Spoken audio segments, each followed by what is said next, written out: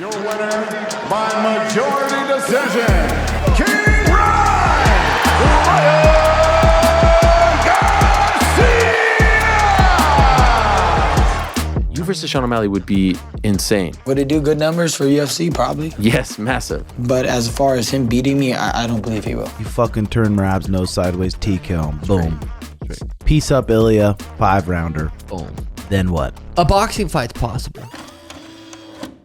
He put out this tweet after a shocking upset win here. And who's one of the first people he calls out on social media? Massive poster, 50,000 likes. Sean O'Malley. It shows that after Ngannou happened just literally a couple months ago, there's still interest in this. You're a big Sean O'Malley fan. Me? He's never. He's not that big, is he? He's quite. I'm a small quite Sean short. O'Malley fan. He's small, yeah. Are you in favor of this fight at all? Yeah. Why not? It's a bit of fun, isn't it? Would you rather see him fight Garcia or Ilya? Well, to back my argument Merab. up quick, Sean said himself that he thinks he's 2 fights away, 2 big performances away from fighting someone like Garcia. Okay. I don't think he's there yet. He doesn't think he's there yet, but the UFC have said if it makes us the right kind of money, we'll do it. From Sean's, that's what he claims. So, yeah, he's 2 fights away from a career. So he knocks out Merab in a big way, and then no, but this is his next fight. This is what people are going to be like. This is what he's saying, and then what? Maybe Ilya or who else is there for him? Well, let me repoint that question then. So we've just seen some awful losses with MMA fighters. With that in mind, you're like, oh yeah, let's keep doing this. Because to me, watching Ngannou get knocked out by AJ, we were watching it with a bunch of MMA people, so we were all rooting for Ngannou, right? And we were just like, oh God, this is the worst thing ever. Like, this is devastating. It wasn't that bad, but I agree. Like maybe it was just me then. I don't know. Yeah, but I agree. I was like, this is depressing. It was slightly depressing. Personally, for me, I don't take it that seriously because we're just trying to see these 2 big stars who are both really good in their separate areas. Could potentially have a great fight. I know Sean is most likely going to lose because he's not a boxer. But, I mean, we just went into a fight where everyone counted Ryan Garcia out because he looked crazy, because he wasn't preparing right, and then comes out and puts, like, a beating on Haney, who was supposed to be the dedicated, responsible, smart fighter. So if we're counting him out and he's a boxer, why not have... The dream is dead, my dude. The dream is dead. Why not have a really... MMA fighters switching over to boxing? I have zero faith in it. Like, those are 2 boxers. Yeah, but did you not see Vitor knock the fuck out of Hardy? Yeah, oh my God. Yeah. I mean, when that happened, I was like screaming my head off, being like, yeah, we did it. We did it. I'm not trying to get score points for MMA. I don't care. It's just entertainment. I mean, if Sean goes over there and gets knocked out by Garcia, it'd be like, fair enough. Garcia's amazing at what he does. So after that, would you want to see another one? Because at what point are we just like, these aren't good fights? Like, they're not like. You're just seeing the people that are known at one thing getting exposed at something that, of course, they're not going to be good at. Because if you reverse it, I mean, obviously those dudes are going to get fucking destroyed in it. I reckon we can roll the dice a few more times and we might win a few. But I think it's good for the sport. Like, I think McGregor, Mayweather elevated MMA because of how big they both were. And if more MMA stars fight boxing stars, there's just more eyes on MMA. You think Ngannou versus AJ was good for the sport? If more people saw MMA because of it, if they're all bad fights, then I don't think that was good for MMA. Different. It's one of those things where it's like when it's bad, it's bad. It's bad, yeah. But you know what Francis Ngannou did to Tyson Fury and knocked him down was really good. That was amazing. That's going to live forever. It doesn't really. People might forget the AJ Francis Ngannou fight. They might.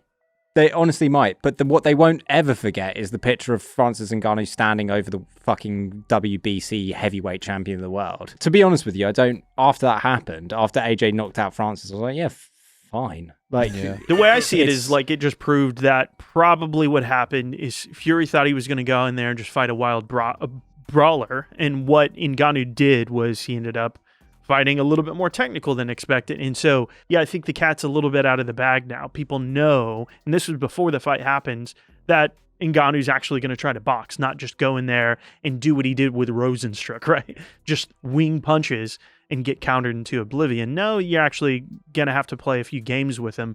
But after 1 round, AJ played those games and figured him out and destroyed him. So I hate to say it, and people are probably going to be pissed at me for this, but I think, the Fury fight's probably a bit of a fluke. Like, oh yeah, I mean, you could definitely say that, but it doesn't really matter whether it was a fluke or it wasn't a fluke. It happened, and it's like, people can choose to remember it like that, or they can choose to remember the fact that Francis is just standing over top of Yeah, the Fury. thing is that's a highlight. Well, of you can Fury's separate career. those things. So, was it a great moment? Absolutely, but was it the better boxer winning? No. But I at the don't same think you can time, say that. Francis could go back in and beat Deontay Wilder. Do you know what I mean? It's sort of like sometimes it's as simple as you have a bad day, you have a good day, you have a bad day. Yeah, you could just keep going. You could argue as well that Francis went into that fight with AJ way overconfident because he had that close fight with Fury, and he was way overconfident with what he was doing, and AJ humbled the fuck out of him and said,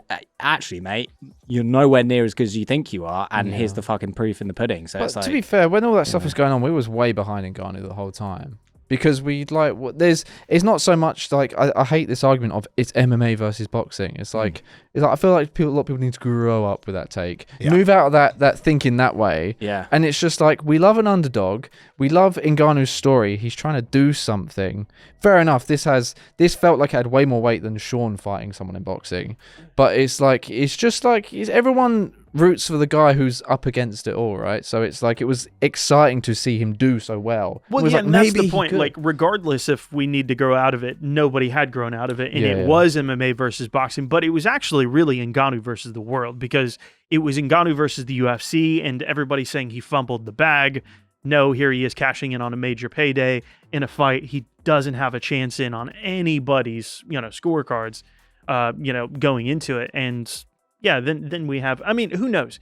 It might turn out that AJ, to give him his flowers here, it might turn out that what happened with AJ was a fluke as well. I mean, he looked like he'll do better. Yeah, and to be fair to AJ as well, like he's acting like a completely different man to the guy who was on his way up through the title contendership, and even when he won against Klitschko as well, he was the clean-cut British-born, gentleman. But after the Usyk losses, there's a fire and fury in his eyes, which is like really interesting. I think the main thing for me when it comes to the whole kind of MMA versus boxing conversation is like, I would just like to see a fair fight, because what's happened in the last couple of years is Jake Paul's kind of just chosen a bunch of guys that he knew that he could beat and humiliate. Yeah. And that's kind of the thing that's made MMA look bad in boxing, is that he's been fighting a guy who's about to fight Mike Tyson at heavyweight was fighting welterweights.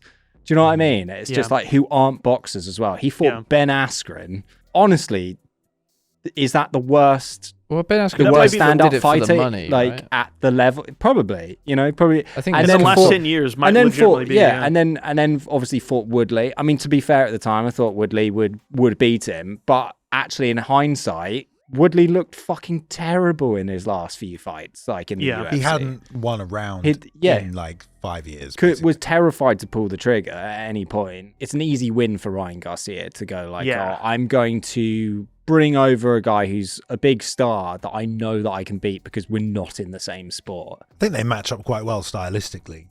Ryan Garcia is a bit more open and longer than your regular boxer, right? He doesn't keep himself as like tight. And Sean's quite an open fighter as well, so it might make for an interesting matchup. But you would still favour the boxer, really. I mean, we've seen it enough times. It's just like if we had more of a variety, I think, of boxers coming to MMA, and then MMA fighters going to boxing. But in the last few years, we've been clowned so fucking badly by the boxing community. I mean, why not? Yeah. I actually don't like. Why not try it? Like, to be fair, when Fury was talking about it and he was training with Darren Till, it looked quite fun. And most people probably thought it would go the same way as James Toney and getting it's ankle like, picked. if But the- it doesn't matter. It's fucking fun. And I suppose that's what you're kind of talking about from the boxing the James perspective. Tony fights suck though. But that's what I'm saying. The build-up idea was kind of interesting, but the fight itself was like, oh. Well. But that's the same. But that's exactly the same thing that what we're talking about here is that actually, arguably, MMA fighters going into boxing, the fight's going to suck because they're going to lose like badly. So it's no different to James Toney coming. That's into why I'm MMA. not on board for it. That's why I'm kind of making that argument of just like, okay, it's gotten really poor. It's I think outside of Ngannou Fury, which is a massive, massive achievement. Don't get me wrong, but outside of that one fight, they've all been a horrible look. We've got guys that are not specialists, jack of all trades, master of none, and so they're going to lose in boxing. I don't think this conversation or the future of it's necessarily done, because there's so many ways that we could play with this as well. If the MMA fighters coming to boxing under their rules and their time limits, then obviously they're a massive disadvantage. But if you start to blend that and change the gloves, change the arena they're fighting in, change the amount of rounds, change the rule set slightly, then you never know what we're going to get. You know, if O'Malley Garcia's in small gloves in a cage with like 3 5-minute rounds, I mean, do you think the fight goes exactly the same? Like, who knows, right? That I can get way more on board in, because one, it embraces the freak show nature of it. It gives each guy an opportunity to implement their game. Whereas you're watching these straight boxing fights, it's like, yeah, the boxer's done this their entire lives. It's obviously just because boxing, there's so much power in the control of the boxers normally. It's like, why would they? They're not used to settling anything less than the ideal scenario for them. So I don't see many boxers giving up that kind of control. Right. That's it, yeah. You know, the money's on their side. And the record's so important. The money's on their Maybe side. if it's an exhibition, then that's different as well. So the only other thing I was going to say is you brought the point that Sean's mentioned. He wants 2 more big fights, and then he reckons he's in a position to fight Ryan. He thinks. Yeah, but then it's like, well, that's interesting to me, because it's like, I don't watch enough boxing, but it's like, who's the biggest star, Ryan Garcia or Sean O'Malley? That might be a really obvious answer. To me, I don't really know. Maybe I don't know enough about it. So the fact that he's like, I need 2 more fights, is that because he feels like the UFC aren't going to want to pay attention or make that fight unless he's a bigger star, and he needs 2 more fights to elevate his own platform? Or is it he thinks Garcia's above him and he needs 2 more fights to get to the same level? I think he knows Garcia's above him, because boxing has that tap into mainstream. It's like people are very familiar with boxing, and no matter who you are, you would have seen this Ryan Garcia guy acting strange this past week. Yeah, that's true. And like, so out of all the lighter guys there are, he's probably the biggest name there is at the moment. He's going off online. 162K likes on one of his tweets. Like, when have you ever seen anything like that from O'Malley? Yeah. I mean, you said like we're doing it. Lots of people that cover MMA are covering Garcia because of the character he's being. And there's one thing that MMA has, it's characters. Sean's thing is he's trying to be the biggest superstar there is since Conor in the UFC. Right, so it's like the next logical step of how do we get bigger than title defenses? Oh, you have a champ, but if that's not happening, how do you get bigger than that? You do the boxing thing. So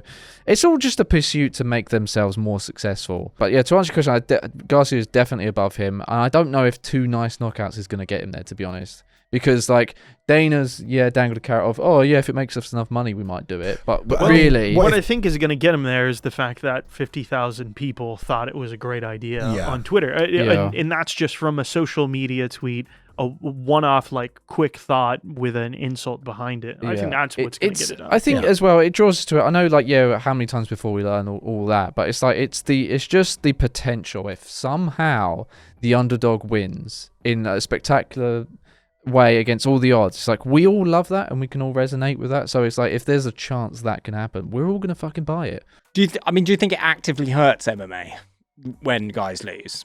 Do you reckon people watch Ngannou get knocked out? Do you reckon people watch Askren, Woodley, Anderson Silva, all those guys lose, and they go, okay, well, MMA then isn't the best? If I'm a casual 16-year-old who just watches Jake Paul knock out Tyron Woodley, do I go, oh, I want to watch Jake Paul next? I can't be fucked to watch. Yeah, but well, I think that the way it is for a lot of people. So let's say if you're against MMA, this is certainly not going to help that case. If you were somebody that's teetering on the edge, it's certainly not going to help you with that case. But I think for years and years and years, I want to say MMA's been forthright in saying, yeah, boxers would probably win, but these guys are special talents, you know? And I think there's a lot of the stand-up game over the years that people have really hyped up in MMA, and that's getting better and better and better and better. But like in general, I think that's been pretty soundly disproven as of late, you know? And Ngannou was never the best boxer as well. You know, it's not like, you know, Gane was always seen as the technical striker of the two, but you know, there are all these beliefs that MMA's techniques are starting to catch up to boxing. And I think what it's all really just exposing is still a pretty huge gulf. That's what I think it's exposing. And so if you are one of those people that maybe was starting to get sold on that, you might be like, you know what? maybe these guys aren't great fighters. And that's wrong. That's obviously not true.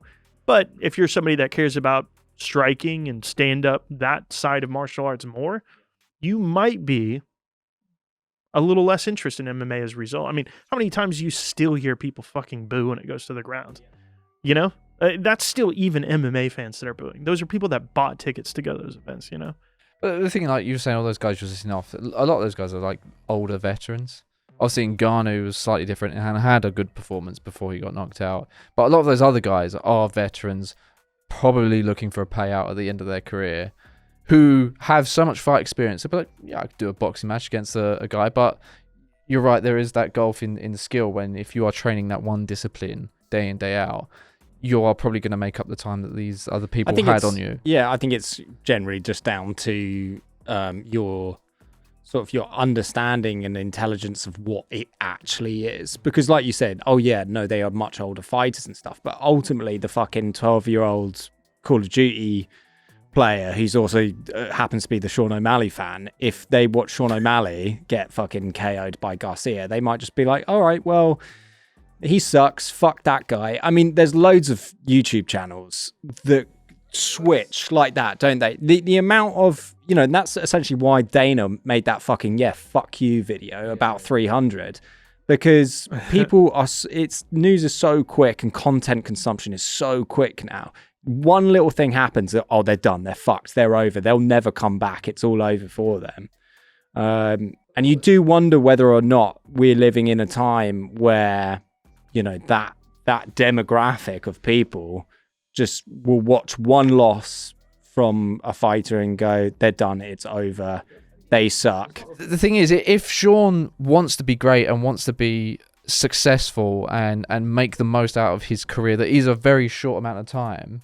Like we that's what we all wanted for Ngannou, is like to get that fucking money, because he come from abject poverty and he's made a career for himself fighting people. Obviously, Sean had a very different life, but if you want to do that, like you were saying about the kids and the casuals, are they going to tune in? Like, Conor McGregor is the king of the casuals.